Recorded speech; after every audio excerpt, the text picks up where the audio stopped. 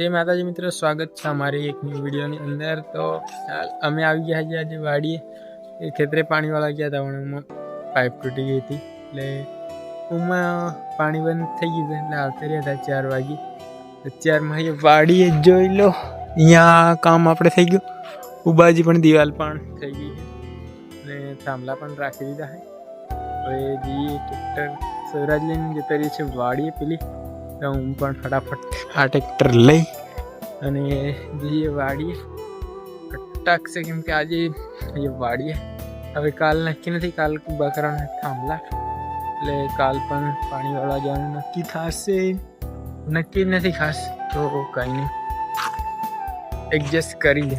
તો હાલમાં ટ્રેક્ટર લઈ અને જઈએ વાડીએ રાખવાનું છે।